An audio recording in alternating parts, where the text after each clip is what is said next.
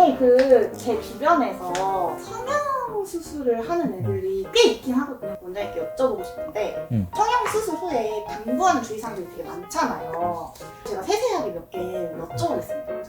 그럼 첫 번째로 보통 성형 수술하면 음주변은 하지 말라고 하잖아요. 이거 하지 말라고 하는 이유가 있나요? 음주 같은 경우에는 술에 의해서 염증을 유발시키기도 하고 또 이제 흡연 같은 경우는 국소적으로 혈관을 수축시켜가지고 그쪽으로 가는 혈관을 갖다가 이제 좁히니까 당연히 낫는 거라든지 그다음에 염증이 더 유발시키고 어쨌든 두 개는 낫는 속도도 늦게 하고 그다음에 심한 경우에는 염증도 생기게 하고 그렇기 때문에 이제 하지 말라고 하죠. 길면 길수록 좋지만은 보통 한 달 정도는 권장을 하게 됩니다. 어디서 들었는데 안면거상이나 수술하고 나서는 무거운 물건을 웬만하면 들지 말라고 하던데 그건 이유가 있나요? 혈압 문제인 것 같아요. 물건을 들다가 이제 혈압이 올라가게 되고 그리고 초기에는 지혈이 됐던 작은 혈관들이 터지게 되면은 그걸로 인해서 혈종이 생기고 수술 결과가 나빠지는 여러 가지 도미노 현상이 생기기 때문에 무거운 물건을 들지 말라는 거는 그런 의미인 거죠. 그러면은 냉찜질하고 온찜질하라는 것도 있고 이렇게 보통 이제 냉찜질은 모든 수술에서 급성기, 그러니까 초기에 한 3일 정도는 냉찜질을 강력 권장하고요.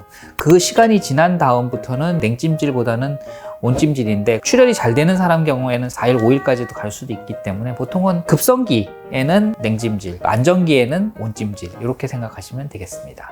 수술 후에 표정 같은 것도 사실 찡그리기도 하고 엄청 크게 웃기도 하잖아요. 네네. 이런 거는 해도 돼요? 스마스나 이런 걸 할 때 당겨 놓는데 다 실로 꼬매놓기 때문에 표정을 많이 지으면 당연히 그게 좀 늘어나거나 아니면 봉합이 풀어질 수도 있잖아요. 그래서 권하지는 않죠. 그리고 이제 입도 많이 벌리거나 그럴 경우는 약간 좀 실이 끊어질 수도 있기 때문에 그런 건 조심하기를 권하고 있습니다. 원장님들 처방을 해주시는 약이나 연고 같은 게 있잖아요. 그쵸. 어떤 걸 처방을 해주시나요? 기본적으로 이제 염증을 막기 위해서 항생제, 통증 가라앉히기 위해서 진통제, 붓기나 이런 걸 가라앉히기 위해서 항염증제 이렇게 3개 정도 하고 수술이 다 끝나고 이제 실밥 다 뽑고 난 다음에는 이제 흉터 관리를 해야 되니까 흉터 연고 또는 흉터에 관련된 제품들을 저희가 권해드리는데 제품들이 워낙 많아가지고 테이프도 있고 그다음에 연고도 있고 여러 가지 있어요. 근데 그런 것들은 좀 일괄적으로 처방하지 않고 본인들이 이제 사서 쓰는 걸로. 안면거상의 원장님께서 추천하는 홈케어템이나 꿀템 같은 게 있나요?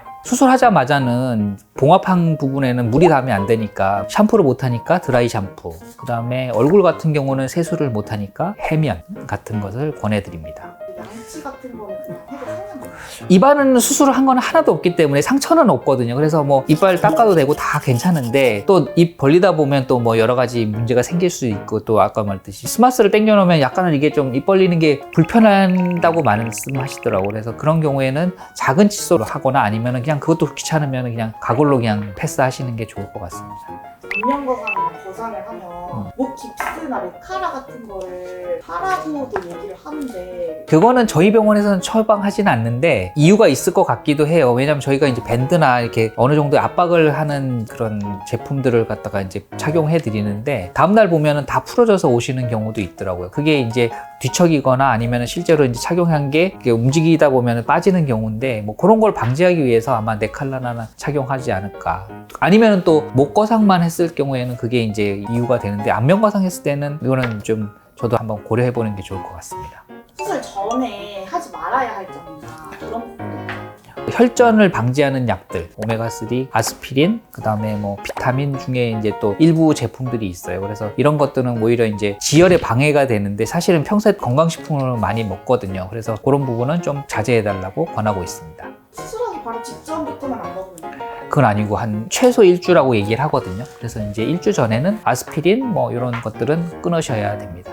오늘은 우리 작가님이 저한테 여러 가지 필수적인 것들을 많이 물어보셔가지고 제가 답을 드렸는데 사실 이거 말고도 여러 가지로 돌발적인 변수가 많이 있을 수 있습니다. 특히 이제 갑자기 이상한 증상이라든지 피가 나는 경우 이런 경우가 있을 수 있기 때문에 이런 부분들은 바로 병원으로 직접 연락을 주셔서 확인을 하시고 아니면은 직접 내원해 주시는 게 좋을 것 같습니다. 다들 아셨죠?